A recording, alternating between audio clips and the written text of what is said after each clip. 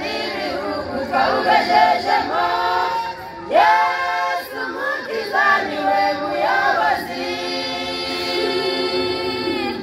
Hariho benshi babaye inkomyi z'ubutumwa, bahagaze mu nzira babuza abandi kwinjira, berekana ibihamya byiza by'ubugorozi, bavuga Yesu umwana w'Imana ukura ibyaha by'abari mu isi.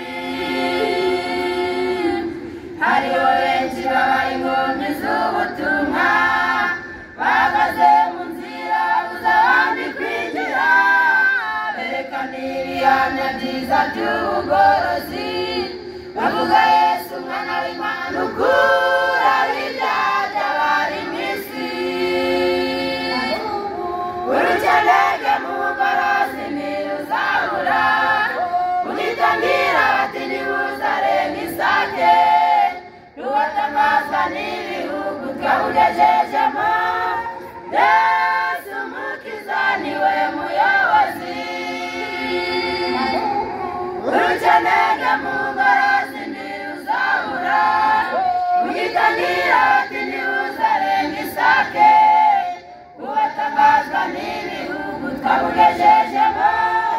Yesu Umukiza niwe muyobozi. Abayuda n'abafarisayo basekaga Yesu, bati si umuhanuzi ahubwo bamwita Yezebuli. Abizera basekaga abandi ngo n'abarakare, ubutumwa bwiza twigisha abantu si ubwo kubangisha abandi. Abayuda n'abafarisayo basekaga Yesu, bati si umuhanuzi ahubwo bamwita Yezebuli.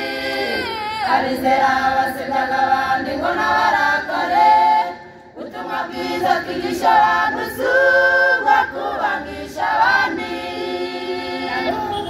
Urukenege mu bugorozi ntiruzabura, unitangira bati ntibuzarenga isake, ubatangazwa n'ibihugu twawugejejemo. Yesu Umukiza niwe muyobozi. Urukenege mu bugorozi ntiruzabura, unitangira bati ntibuzarenga isake, ubatangazwa n'ibihugu twawugejejemo.